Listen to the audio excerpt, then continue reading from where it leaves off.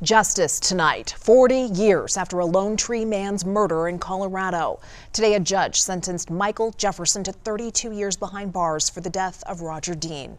Dean was killed in 1985. Jefferson wasn't arrested until 2021 after investigators connected him to the crime through DNA evidence. And 32 years is a much lighter sentence than we typically see for first-degree murder convictions, and it's because of misconduct by CBI forensic scientists in this case. Yvonne Missy Woods, accused of mishandling DNA in more than 1,000 cases, including this one. Woods worked for CBI for nearly 30 years until November 2023.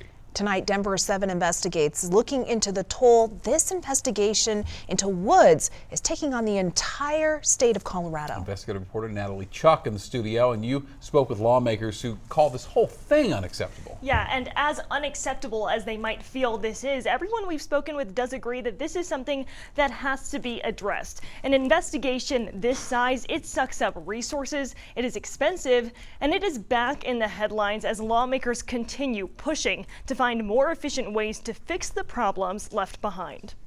We have to give people access to justice. It's access that Senator Judy Amabile feels some victims and some accused are being denied all across Colorado. All of it boiling down to one person in question, a former Colorado Bureau of Investigation scientist, Yvonne Missy Woods. It's just incredible that this was allowed to go on for so long, that there's at least 1,000 tests that are potentially bad. That just is really unacceptable. A quick recap of how we got here. Over a 29-year career, Woods handled DNA in more than 10,000 cases, including high-profile ones like a Boulder cold case and the sexual assault case against Kobe Bryant. But in September of 2023, anomalies were found in DNA data. That October, CBI opened an internal affairs investigation. Woods placed on administrative leave. She abruptly retired about 1 month later, just as the allegations were made public. In June 2024, CBI released its findings. In those findings, claims the scientist omitted facts in criminal justice records, tampered with DNA testing results, and violated laboratory policies. Based on our former scientist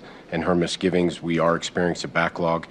This is a driving factor for that. That's the voice of CBI Director Chris Schaefer. Fast forward to now, CBI has been given about $7.4 million from the state to deal with the fallout of DNA mishandling. So far, the agency has spent more than $67,000 of it on DNA retesting and on district attorneys' offices reviewing convictions. This as Colorado grapples with an estimated $750 million budget deficit. It feels like an epic fail that we're now having to spend this money to correct that. But indeed, that is what we have to do. Because it wasn't just DNA tests that were impacted. Now we have this giant backlog in 3 different areas. Getting the tests that have been determined to be potentially bad retested, the backlog that retesting has created for the DNA testing, and then the rape kit testing. One victim caught in the crossfire, waiting more than 400 days for rape kit results and still waiting.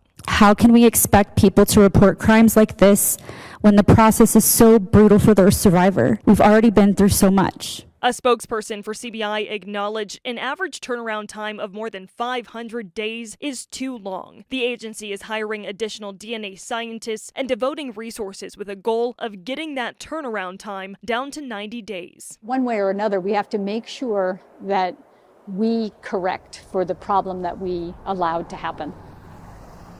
You heard it right there. CBI is dedicating more resources to this backlog. For some context, the agency told me last year, 50% of all lab work was devoted to reviewing Woods cases. Now that the review is over, 100% can be dedicated to regular casework. CBI currently has 16 DNA scientists and is in the process of training 15 more, but that training can take up to 2 years. And district attorneys expect to see more and more cases come up in court that were impacted by Woods. Plus, there is still a criminal investigation into Woods as well.